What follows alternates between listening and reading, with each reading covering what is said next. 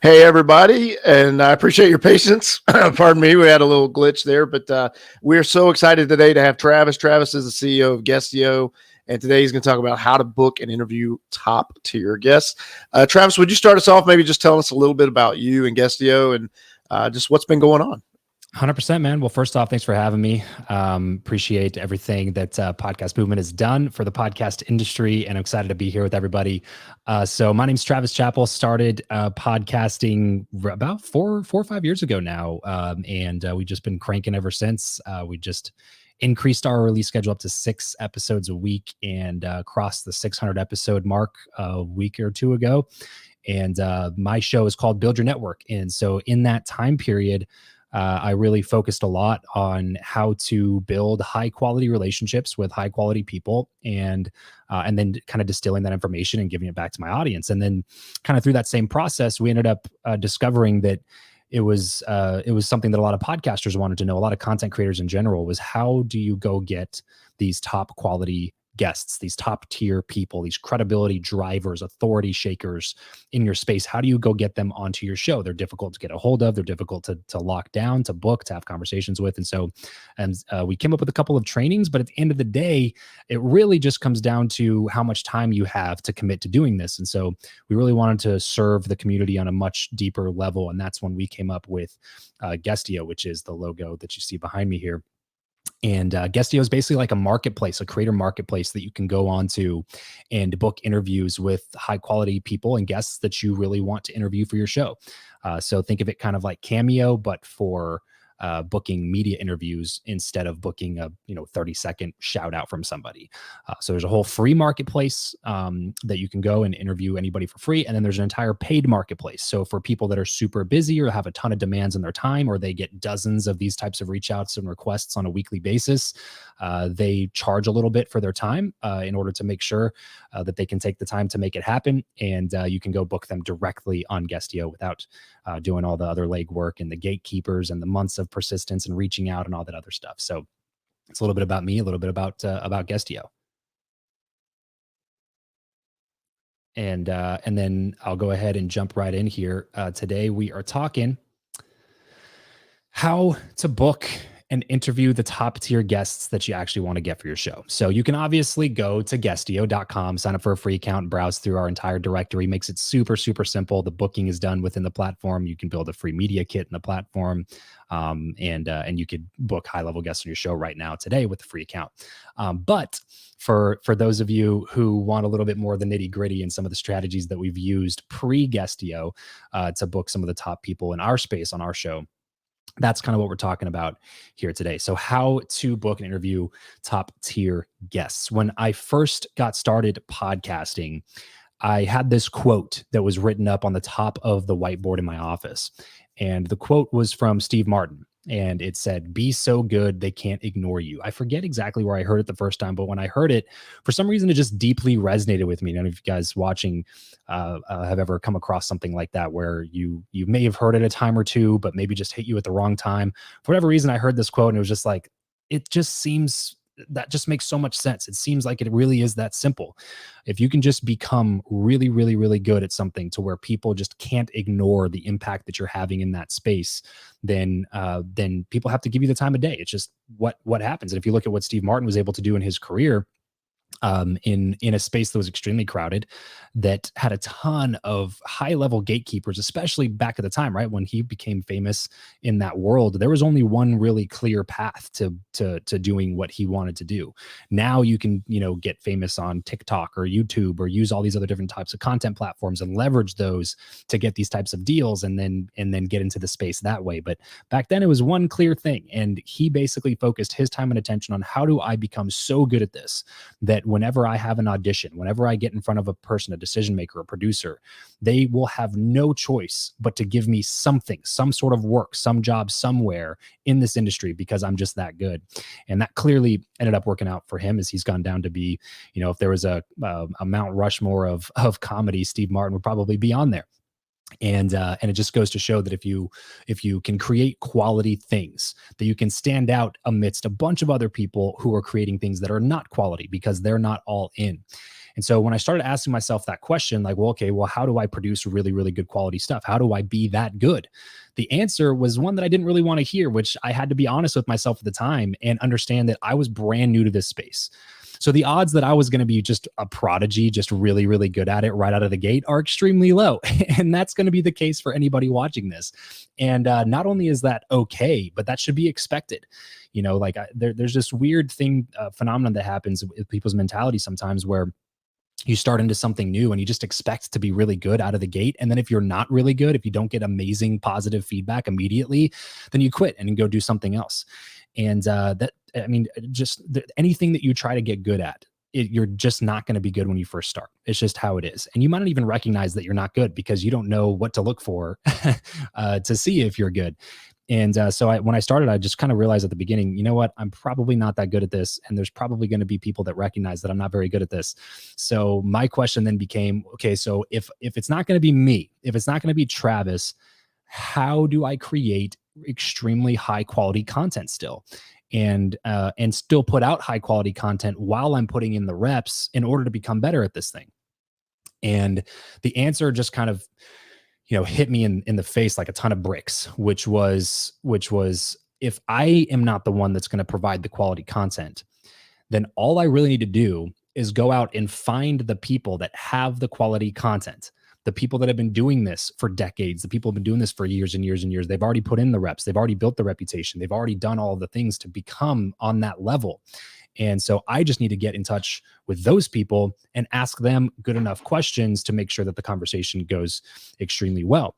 And what's cool about that is not only do those people have already recognizable names in your space, right? Whatever space you're in, you're in sports, you're in business, you're in entertainment, there's going to be people in that world that hold a ton of credibility and clout behind their names. So not only do they have recognizable names, but they're also better interviewees because they're used to being interviewed. And somebody that's used to being interviewed a lot knows how to carry a conversation and an interview better. So, and this is something that I've now experienced having now that we've produced over 600 episodes on our show, but also now that I've been interviewed on hundreds of other shows myself. That's one of the, like when I get in an interview with a host, I can tell that they haven't really done this a bunch. I change the way that I answer questions, and I try to be more engaging in my answers when I answer the questions for them. I try to tell more stories. I try to give a little bit longer of an answer, a little bit more in depth of an answer than maybe that they were looking for with the question and how it was phrased or formed. But the reason that I know how to do that now is that I've been interviewed on hundreds of shows at this point. And so I say that to say that not only are they a recognizable name, but it's going to make your job as an interviewer, as a host, a little bit easier, especially when you're first getting started and you don't really know what you're doing, if you're interviewing people who've already been interviewed a lot. So they're a recognizable name. They've been interviewed a lot, so they're going to be better at it.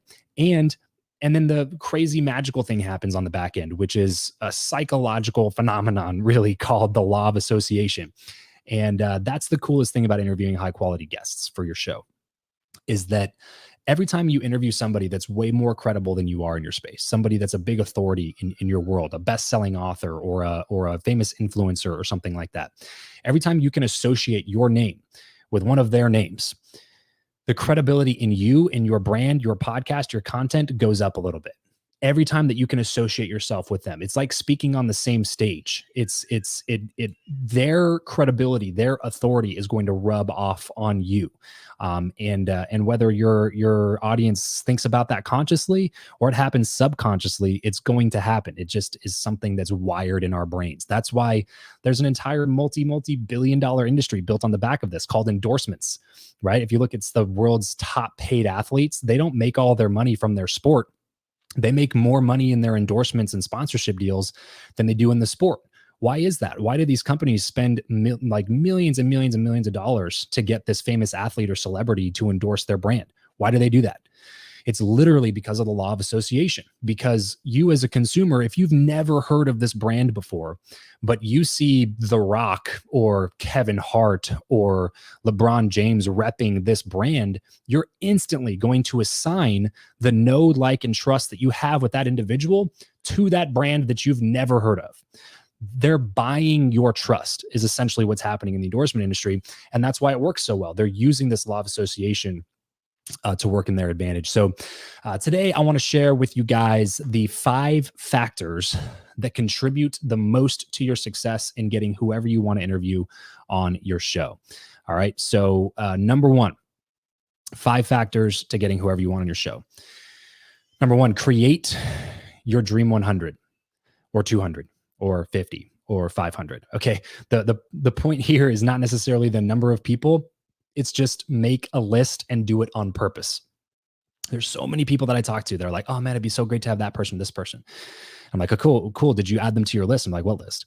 You know, the list of the people that you want to bring on your show. Oh, I don't have one of those. Well, how do you expect to like keep track of it or to make progress toward getting those people on if you've never even been on purpose about the type of people that you want to bring on your show? And so I encourage people just go make a list. And by the way, you can do this inside of Guestio. You can keep track of your Dream 100 list inside of Guestio and move the cards, different segments and different groups of people. Like, oh, these people, they're all in the online marketing space. These people, they're all in the entertainment space. These people are all in the sports space. You can kind of segment groups of people in your list and build that all on the backside of Guestio. Or you can just do it in a Google Doc or your notes section on your computer, or you can do it old school style in a journal. I don't care how you do it, but make a list. It's going to give you a ton of clarity, and it's going to allow you to be able to start making steps in that direction. Okay, so if I were you, I would start off with a couple of different segments of that list, and then when you start attacking that list in the reach out section, just make sure that you are attacking each segment individually. So like if you're going to be like, hey, I want to get top podcasters on my show. Cool. Let's name off all the top podcasters. The thing about them being in the same space is that they probably all know each other. So if I go get this person to agree to be on my show, it's probably more likely that I can get the second person to agree to be on my show because they'll recognize the name of the first person that's already been on my show. Okay. So make sure that you segment that list appropriately, and then start rolling through those people. So create your Dream 100. Be really, really on purpose about the type of people that you bring onto this list.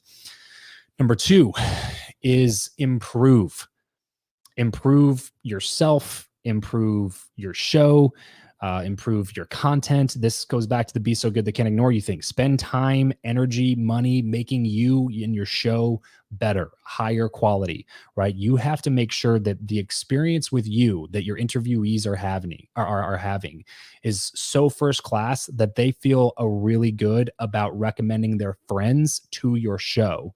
And then if your show is brought up outside of that context, they'll have good things to say about it, and they'll have good things to say about you. So improve the process, make it like if somebody just did a book tour and they went on a TV station yesterday, a local TV station to promote it. That TV station is going to go through a laundry list of things. They're going to make sure that person's prepped and that they have their times ahead of time and they know what's happening when they come to the studio, where to go, who to talk to. Think of it like that. Like you want the least amount of drop off in quality in your process from somebody being on a nationally syndicated radio show yesterday and your podcast today. You don't want there to be a big drop off in quality there where that person goes, oh man, I shouldn't have gone on that show. Because then if you even have that person as a yes and you go to try to get their friend on and their friend goes, hey, I noticed that you're on this person's show, they're asking me to be on, they're going to be like, oh, actually, it was actually not very good, so don't go on that show.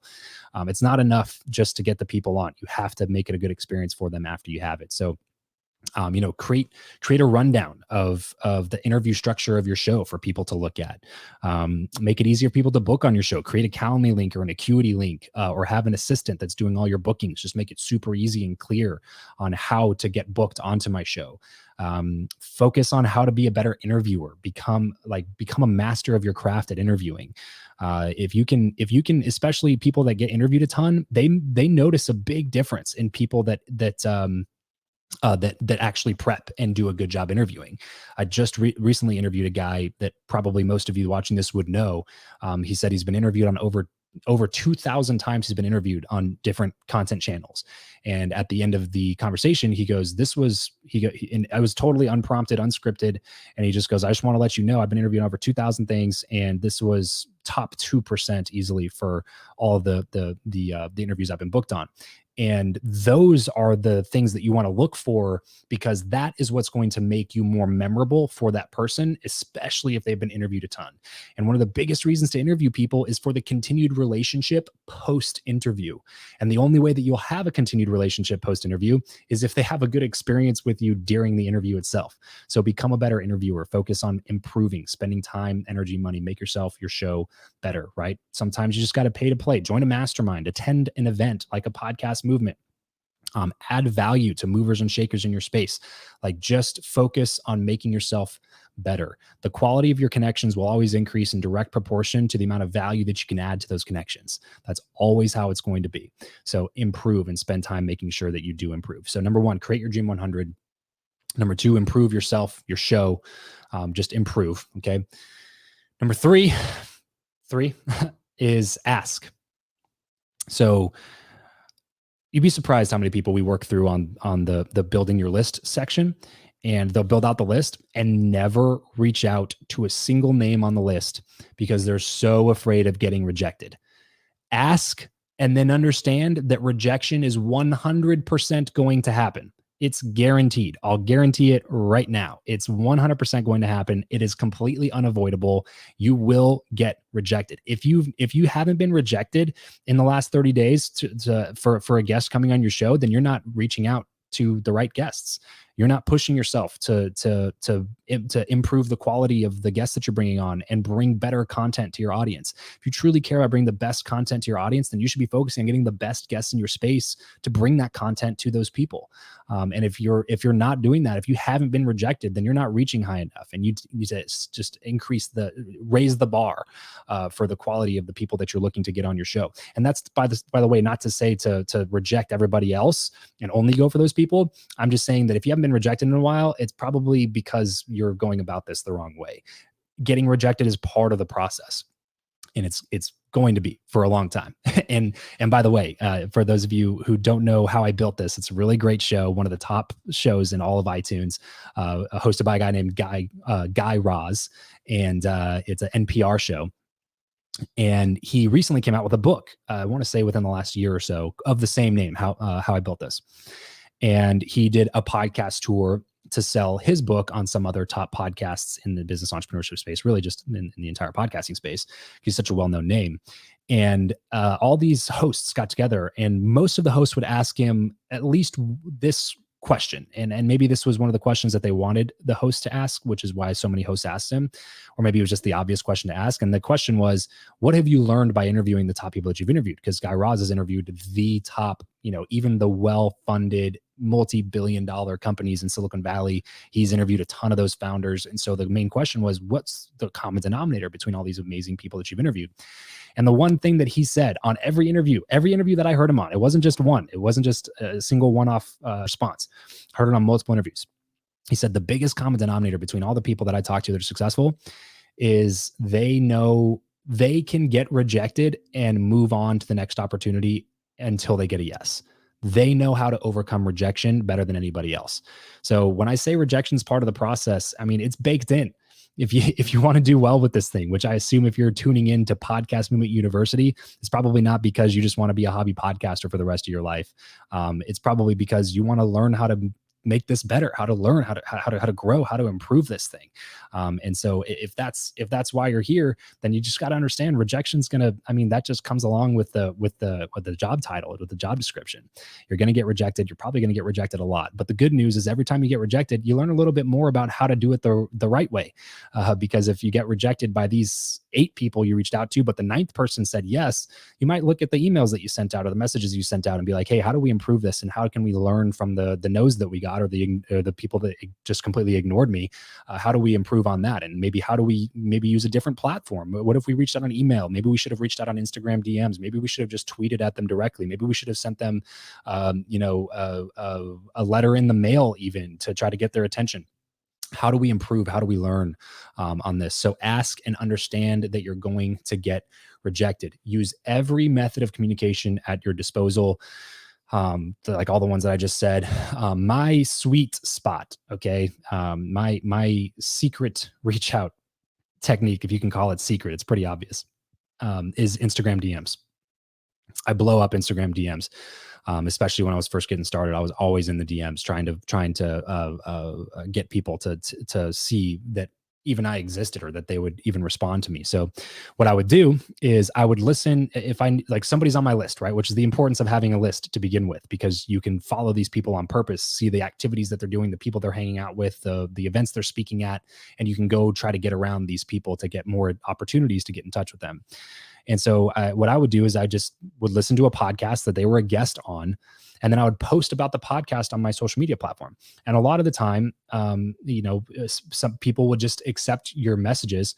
So when you first tag somebody on an Instagram story, you go to their message requests because they don't follow you. But if they go to their message requests and they accept your message and like it, because you're sharing their content, which everybody likes, all people, online influencers, you're trying to grow social media audience or following, like you need to engage with the people that are sharing your stuff. So those people will go to their Instagram requests and see that, oh, this person posted about me being a guest on this show. Cool. Let me accept this message and just send them like a heart emoji back or something like that. They're usually not going to start up a conversation, but they'll at least accept the message. And when they accept the message, now you're in their normal DM inbox. Once you're in there for good. You don't go back into their message requests. So I would listen to an interview, tag them in the post, and then once they accepted the message, I would send them a video. Okay. This is powerful because video tells people a couple of things. It tells them that you're a good communicator. It tells them that you're professional. It shows that you can crack a smile about something. Like, it gives them an idea of your warmth, of your personality. It shows a little bit who you are, and it shows them that it's a personal reach out message. It's not like a mass message that you could just send out to an entire group of people. It's a video where you call them by name. It's clearly not duplicatable. It's in their Instagram DMs, and you can send that over to them. The cool thing about sending a video on Instagram DMs is that it comes with a little blue bar. So it's no longer just black text and a little button and a little dot to get them to click on it. It's a blue bar that says play video, which is a lot more attention grabbing. If they have a sea of DMs to get through, they're probably going to click the one that has a play video option on it. So that's just a little pro tip there. But my point is, ask however you can, whether it's Twitter, it's Instagram, it's LinkedIn. I used Instagram the most of the time because that's where my brand is the most credible. I have the most followers there, and I'm the most active there. And so when people would come to my profile, I had the most confidence that they would end up with a positive impression of who I was, which is another reason I use Instagram DMs. So maybe if you just started on Instagram last week, but you have an amazing LinkedIn presence, maybe you should use LinkedIn a little bit more than Instagram DMs. But my point is, use whatever you can at your disposal. Okay. Now, there's five things that should be in your reach out message, and I'm going to roll through these really quickly, just because for the sake of time here. But the 5 elements of an effective reach out message. Number 1, lead with value. So this is wherever you're reaching out: email, Instagram, Twitter, wherever. You want these 5 things present in your reach out message. Okay. First thing is lead with value. Always start with saying something positive about how they've impacted you, your life, or something like that. Never make it up on the spot. Because people can tell. I have people reaching out to me all the time, and they'll literally just copy and paste my last podcast episode title into the message. Sometimes even leaving the same formatting that it was on my website. Like they don't even bother to paste and match style. They just paste it in the reach out. And I'm like, you clearly have never listened to an episode of my show, but you're saying that I'm an amazing podcaster. And it's just so disingenuous, and it's an immediate way for me to get the message deleted and out of my inbox and move on to the next person. So if you're going to start with, and you're going to lead with value, make sure it's genuine and it's true about whatever it is that they're doing. A book they wrote recently, a post they made that was good, episode of their podcast, whatever it is.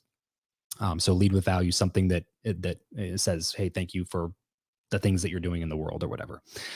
And then so lead with value is the first thing. Okay. The second thing is give information. Okay. Now, it's very important that you don't give all of the information, because I've also gotten those emails where it's just like a book in my email inbox. And by the way, I was guilty of this when I first started. I would send this book that would just be like this long form copy, like sales page in an email that I would send to somebody. And I wonder why I didn't get a response. It's like, well, if you're a busy person and you have 150 emails to get through before you turn in for the day, you're not going to take the time to read through a block of black text in your inbox. You need to figure out what's the least amount of information that I can give them possible, and then hyperlink to the rest of it if they want to go research further. So I'll just say something quick on give information. Like, my name is Travis Chappell. I host a top-rated business podcast called Build Your Network. That's it. That's the only information that they need to know in that reach out message. I'll hyperlink Travis Chappell and I'll hyperlink Build Your Network to go to my personal website so they can read about me for days if they want to. They can consume hundreds of episodes of my content if they want to. They can learn about me more if they want to, but I'm not going to take up the space in their inbox to do that.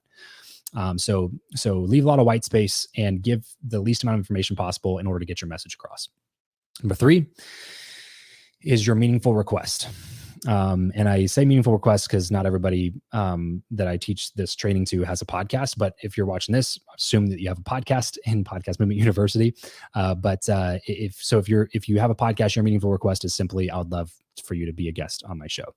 It goes back and forth between like which one you want to do first between this one and the next one, because the next thing is offer credibility. And so a lot of times now my reach outs will actually, the call to action, the clear meaningful request is going to come right after I offer some credibility in my message. So, hey, so-and-so, just want to say thank you for how you show up in the world, something specific there, right? Not general, like I just said it. My name is Travis. I host a top rated business podcast called Build Your Network. In the past, we've been able to feature guests and then I'll list out a bunch of people who have been on my show. And most of the time, what I'll do is I'll go to their Instagram or their social media profiles and I'll look for the people that they follow that I've already had on my show.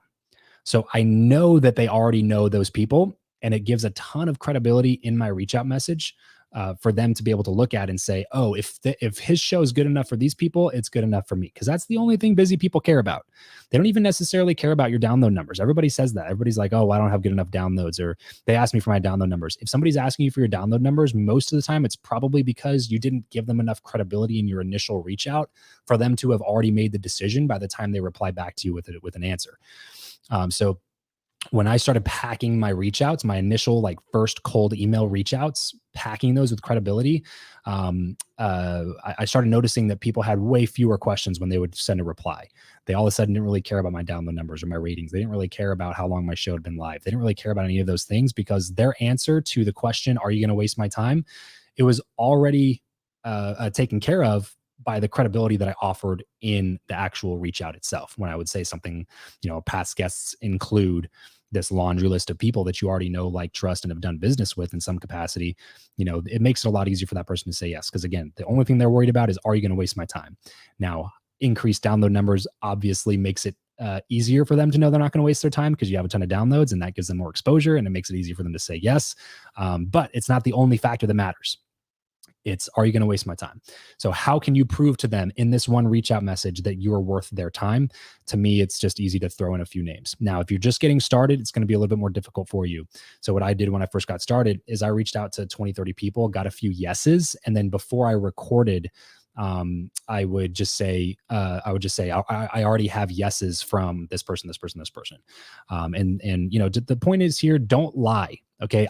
So I had this happen to me last week. I had this kid reach out to me. I say kid because he's like 17 or 18, and I'm sure he's got a great show, and no shade, and he's young and he's got a lot of things to learn on this. But in his subject of the email, he put 3 random names of like top influencers that I've had on my show. He put them in the subject line and didn't ever address it in the email. And so I was just like, out of curiosity, was like, hey, what's your association with these people? And he was like, oh, I just saw that they were on your show. I was like, well, I mean, that you're just clearly using that as a way to like grab my attention, but you have zero affiliation with these people. That's just not a good look. So don't ever lie or be dishonest or disingenuous with the things that you're saying in the credibility piece, because people are going to sniff it out. Literally, everybody has something in the palm of their hand called Google. You know what I mean? Like, it's pretty easy to figure out, to fact check people these days. So don't do stuff like that. Don't risk the integrity of your brand on throwing a name out there that you haven't booked yet and haven't had a conversation with. What if that person knows that person and they're like, hey, this person says that you were on their show, and they're like, I've never even heard of that person, never done business with them, never been on their show. Now you're definitely not getting an interview with either of those people, and probably a lot of other people in their friend circle. So don't lie about it. But Be careful, and just be careful how you phrase it. So when I first started, I wouldn't say that I already had those people on. I would say that I got yeses from them, which was absolutely true. And all those people did end up coming on. And then I changed the phrasing. So then my credibility piece of my reach out all of a sudden became, I've had these people on, and these people have already said yes and are on the schedule. And then the call to action, then the meaningful request at that point would be, I'd love to add you to the lineup. And it makes it a really quick thing. So lead with value, give information, offer credibility, put in your request. By the way, on your request, only have one of them. If you have more than one call to action in your email, it significantly lowers your response rate. So one call to action, a meaningful request. And the last thing is I always finish off my cold email outreach with a thanks in advance. The best way I can explain it is, so I have a dog. Her name is Snowball. And Snowball is 180-pound Great Pyrenees Anatolian Shepherd mix. She's a big, big dog. And the funny thing, though, is that she's got like the puppy personality still.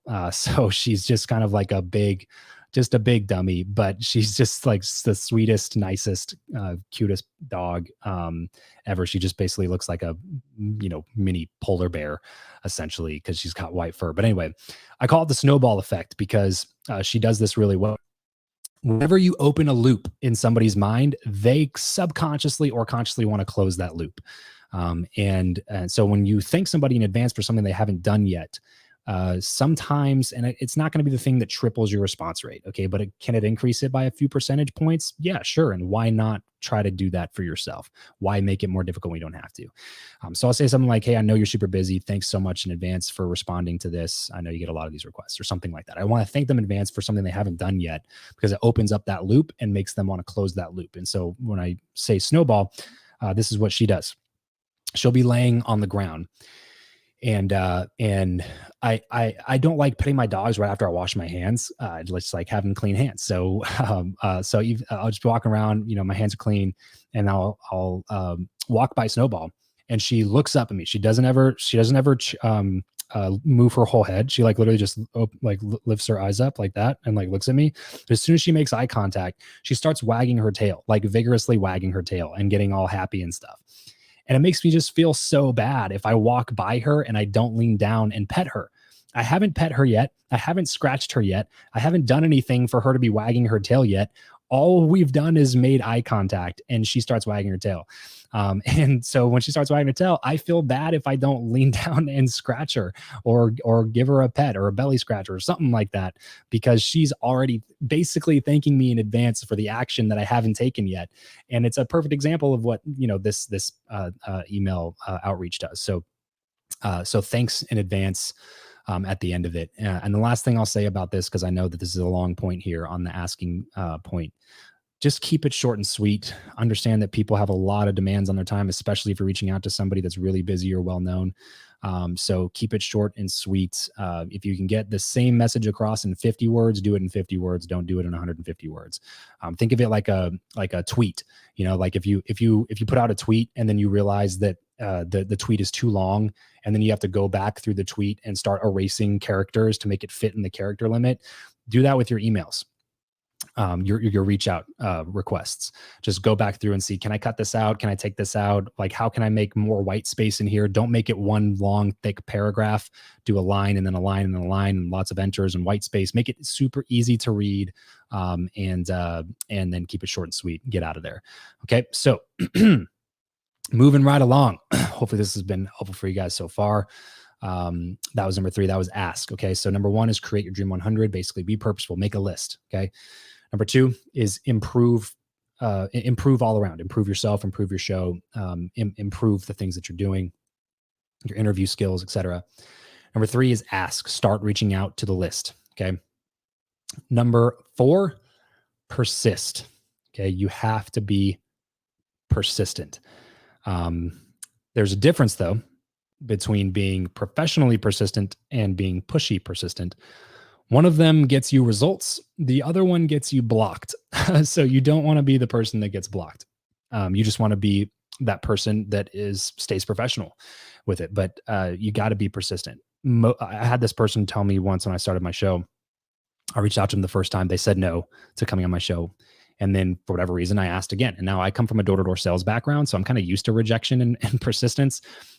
So I asked again and they said yes. And then I got on the call with them and they literally told me that they say no to every request that comes through, all of them. They say no to the first one every time because 80% of people don't reach out again.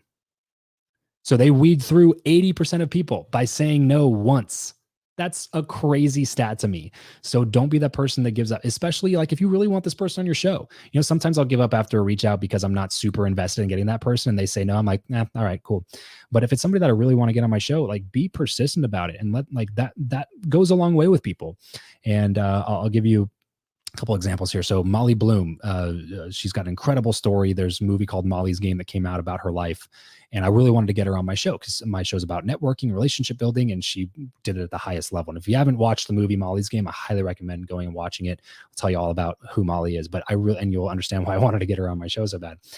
So I wanted to get her on my show when after the movie came out.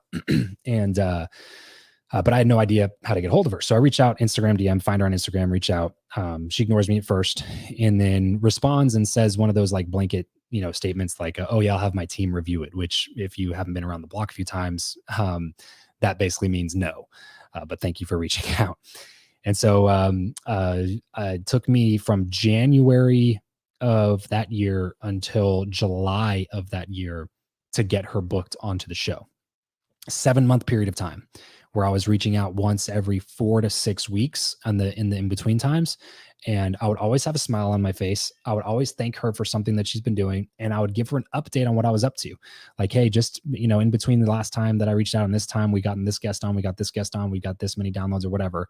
Because I want people to understand that like people will say no more often if you give them the idea that your success is dependent upon their appearance on your show. Where people start to say yes is when they get the idea that this train's leaving the station regardless of whether or not you're on it. But I hope that you're on it because you're an amazing guest and I would still love to feature you and highlight you to my audience. But at the same time, my show is going to be successful with or without you. If you give people that idea, a lot of people will jump on the train just in case you blow up. You know what I mean? Like if they're like, man, this person's just persistent, they're going to make it happen regardless. I better say yes to them now.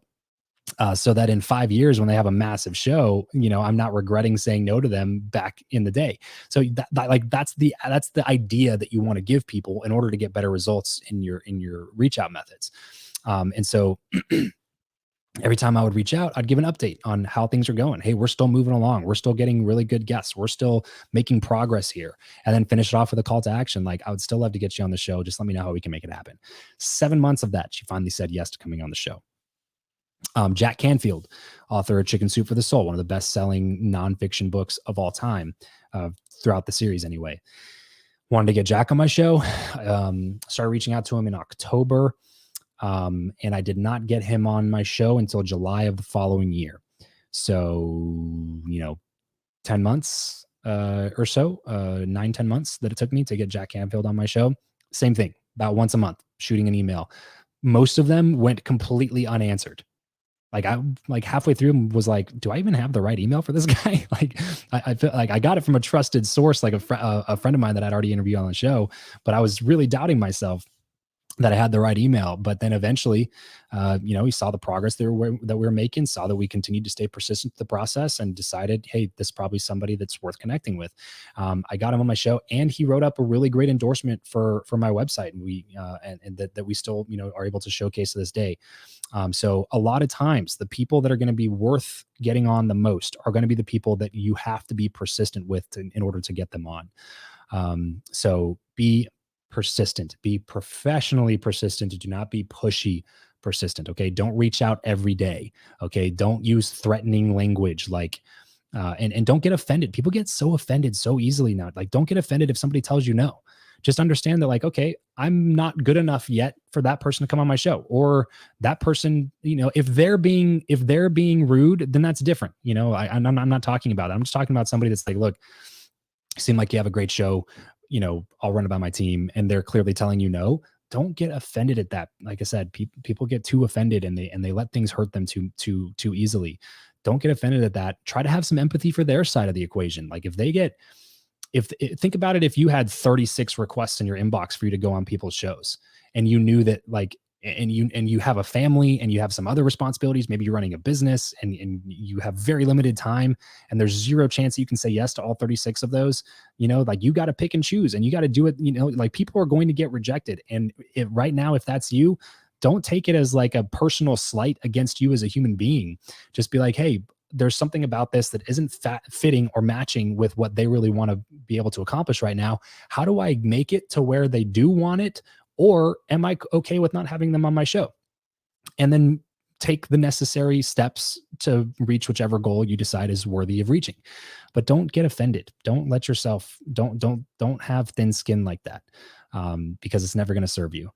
The best people that you get on your show are always going to be the ones that take a little bit of work to try to get on. So number one, Dream 100, make your list. Okay. Number two, improve. Number three, ask. Number four, persist. And number five, leverage credibility once you get the yes. This whole conversation, we've been talking about association. Association is a very, very strong form of persuasion. So once you get those one or two influential people to say yes, which that's just a numbers game, just keep leveraging those names with other influencers or other big people who know those people and who follow those people, and they'll subconsciously or consciously associate you with those people, which then is going to give you tremendous amounts of credibility. So always leverage the credibility once you start building up that credibility, and then continue moving that snowball. So when you're first getting started with this, it's going to be pretty difficult. Like your first dozen high quality interviews are going to be really difficult to get on the schedule, but your second dozen after the first dozen gets significantly easier, and your third dozen is way, way, way easier. And then it gets to the point where like you've pushed the snowball uphill, you've already done all the hard work, and the snowball goes down on the other side and starts rolling downhill, and you got to run to try to catch up with it. And then momentum starts taking off. The problem is that most people give up before they reach the other side of the hill. And so now some of my top guests, top tier, like billionaires and New York Times bestselling authors have been their teams reaching out to me to book them on our show. I didn't even have to do the reach out in some of those cases. So at some point, it's going to start picking up, and the credibility will start to leverage itself for you. And that's really, really exciting time. So leverage the credibility that you build in the show. This is why, again, we built Guestio, is that, if you're just getting started and you don't want to go through what I had to go through, which was months and months of persistence and reach out and cold emails and getting rejected and getting ignored and testing and split testing different email subject lines with different closing statements and different lengths of the email to find out which things were going to give us better responses. You don't want to do any of that. Go to Guestio, create a free account, and you can pay for your top 3 to 5 interviews with really well-known names in your space, and then leverage those big names to go use cold reach out to do the other things that you want to do. But it's going to be a lot easier if you already have a little bit of a credibility pedestal to stand on. And that's going to help you be able to leverage credibility from the very beginning, just by paying for some people's time. And by the way, it's probably cheaper than you think it is. Like, if you're watching this, there's John Lee Dumas, Jordan Harbinger, just off the top of my head, a couple, people that I'm thinking of off the top of my head who are well-known podcasters, and they're pretty cheap on there. I want to say like $200 to $350 or something like that for Jordan and John. And these are people with massive audiences, big reach. And they're raising their hands and saying like, hey, if I get reached out to dozens and dozens of times a week, so I can't say yes to all of them. So if you'll pay for a little bit of my time, I'm happy to go on your show. You can go to there and book those people right now today. And then if you're trying to get more people in the podcast space, then you go reach out to a bunch of people that know who John and Jordan are. Then it makes it easier to check those other people off the list and start moving down your Dream 100. And this is why I say at the beginning, segment that list into groups of people. So if you have a segment of podcasters, they all know each other, and you'll be able to leverage credibility with those people. So don't go reach out to this person who's a top podcaster and then this person who's, I don't know, a top real estate investor. It's just like, well, do those people know each other? Probably not, unless the real estate investor is also a podcaster or something. So, it doesn't really benefit you as much to be able to leverage this person's name if this person has no idea who they are. So build your list in segments and then start checking off those people as you go kind of throughout those groups of people and those segments of people. All right. So conclusion now, just really quickly to wrap this up. Now you just want to repeat the process. Okay. So you make your list, you improve, and then you improve yourself in your show. You ask, you persist, and then you leverage credibility. And then you do the same thing over again. You make alterations or additions to your list, and then you continue to make yourself better. And then you ask more people, and then you persist with those people, and then you leverage credibility. And then you do it all over again. It's a cycle. It continues to build and grow on itself. And if you're willing to stick in it for the long term, this is going to be one of the biggest and best ways to drive real credibility, real authority in your podcast, in your brand, in your business, whatever it is that you're trying to accomplish. It's much easier to accomplish that thing if you already are coming with a high level of credibility and authority in the space that you're trying to play in. So that is it. How to get the top tier guests that you want for your podcast. Hopefully that was helpful. And again, if you want to make it really, really, really easy on yourself, you can just go to guestio.com and do it free today. Travis, that's outstanding. We have a couple questions. We'll start with one from Clifton here. He's referring back to something you mentioned earlier. I'm curious to hear more about what made your interview in that person's top 2%. Were there certain questions or approaches that worked better than others? I know you've kind of danced and touched on this, but what do you say to Clifton here? Yeah, sure. And it's a great question, Clifton. The biggest thing that I can say is preparation. Always makes a better interview, because most people don't do any prep or research for the guests that they bring on. And so they're starting at the same place every time. So if you do some preparation ahead of time and you listen to 5 interviews that person's done in the past, they're probably all going to sound very, very, very similar. They're going to sound the same, especially if they're like promoting a book or something. Like this particular person was promoting a book. And when they're promoting a book, they're just used to getting asked the same exact mundane, boring questions over and over again. And so if you do a little bit of prep and understand that, and understand like where those other people are leaving off, then you can start your conversation where other people have left off the conversation, and you can give more context to your questions. So instead of saying like, "Hey, where'd you grow up?" you can say something like, "I knew you grew up in this place. How did that help form the decisions that you made heading into college?" or something like that, as just an example. But you can start where other conversations left off. So be properly prepared for that. Excellent. I like the suggestion of the Instagram DM, how you actually create a video. So how are you doing that? Are you actually just creating a selfie video, and then are you using any kind of app to edit that, or is it all just within Instagram? Just hit record quick and dirty and then send it? Yep. All just within Instagram. I just pull up the DM camera and pull up my phone like that, and just like, hey, so that script that I kind of ran through, like the lead with value, the information, meaningful request, all that stuff. Like I'll do the first 3 bullet points of that in the video, and then I'll drop some text below that. And so I'll usually end the video by saying something like, "I'd love to add you to the lineup." I'll drop some more info below so you can read a little bit. Look forward to hearing from you soon. And then I'll give some more information in the post itself, like listing off all the people that they know that have already been on my show. I'll do that in text underneath the video reach out.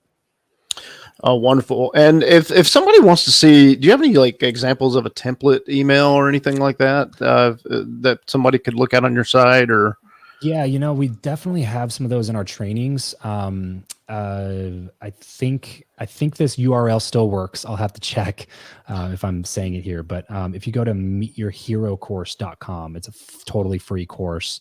And we have reach out templates for Instagram and email that are basically exactly what I say to people when I reach out to them.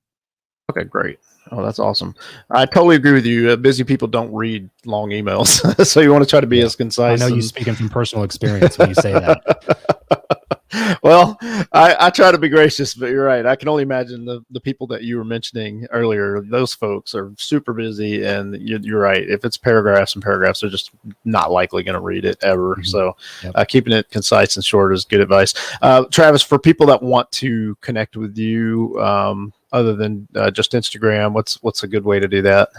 Sure. Yeah. I mean, happy to, field any questions from anybody. If you just want to shoot me an email, travis@chappell.com. I'll do my best to reply and answer some questions for anybody that has anything for me. For generic stuff, contacting me and stuff, travischappell.com works. CHAPPELL, 2 P's, 2 L's, and Chappell, travischappell.com. You can find basically everything else about me. We are in the middle of redoing that website, so it might be a little bit outdated if you visit it right now, but in terms of like my social links and all that stuff, that'll still be there.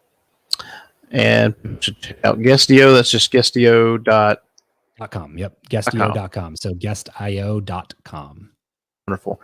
Travis, we're really grateful for you sharing your wisdom and your over 600 episodes of experience. And thank you for sharing that with the community today. And we hope that we can connect in Nashville, hopefully, for Podcast Movement.